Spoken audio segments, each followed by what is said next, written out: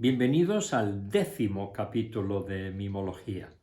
Hemos llegado al final de este primer decálogo dedicado al mimo y sus objetos imaginarios, a través de breves reflexiones que he ido haciendo desde mi sofá al vuestro.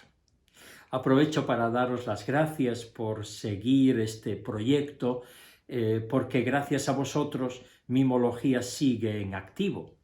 De hecho, ya estoy preparando un capítulo extra a modo de epílogo, donde voy a responder algunas de las preguntas que me habéis ido enviando.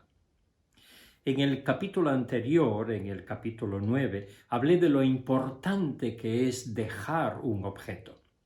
Pero a veces no solo dejamos un objeto, sino que también lo podemos dar o recibir.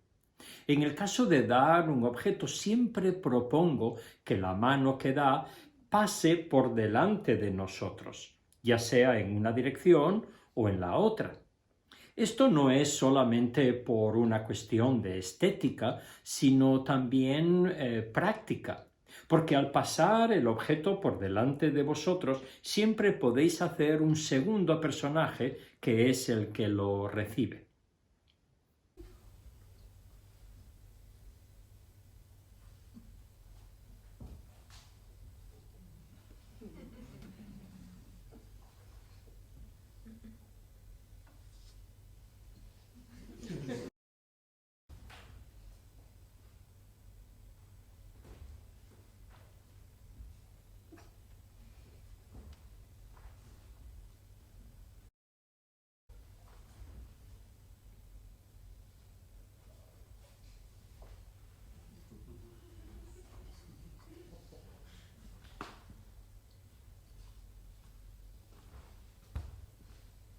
Además de los verbos dejar, dar, recibir, hay muchas otras acciones relacionadas con los objetos, como coger o agarrar, guardar, tirar, romper, despedir, esconder.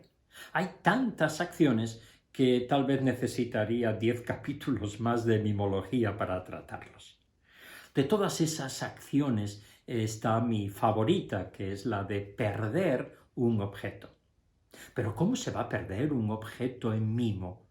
¿Cómo se puede hacer que desaparezca un objeto que no se ve? Si tuviéramos un objeto real, visible, tangible, y lo quisiéramos hacer desaparecer, pues tendríamos que usar un truco de magia o echar mano de un efecto especial cinematográfico. En el caso del mimo sucede lo contrario. Todos los objetos ya son invisibles, no se ven, están perdidos, desaparecidos. Nuestro trabajo como mimos es hacerlos aparecer. Por eso, para mostrar que hemos perdido un objeto, lo primero que tenemos que hacer es hacerlo visible, real, en la imaginación del público, que sepan que ese objeto existe. Cuanto más evidente sea el objeto, más fácil será mostrar que lo hemos perdido.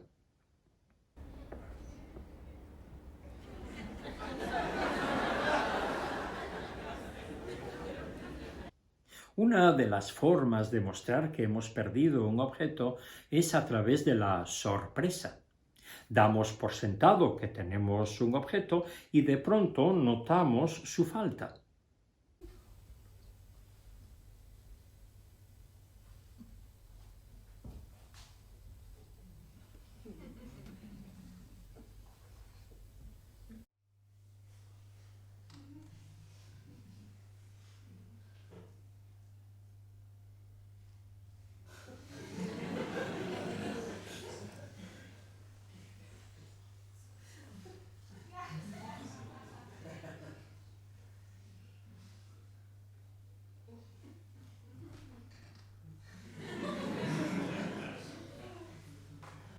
Si queremos mostrar que hemos perdido un objeto con más claridad, siempre podemos añadir el verbo buscar.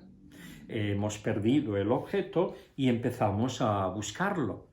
A partir de ahí podríamos incluso añadir el verbo encontrar y así llegamos a ese triángulo de acciones muy usadas en el escenario: perder, buscar, encontrar, con todas sus posibles variantes. Y aquí viene el ejercicio de hoy. ¿De qué forma mostrarías que has perdido un botón? ¿Cómo mostrarías que has perdido una moneda? ¿Y una toalla? Bueno, espero vuestros comentarios y recordad que podéis enviarme vuestras preguntas para responderlas en el capítulo especial que estoy preparando. Muchas gracias de nuevo por vuestra atención y hasta muy pronto.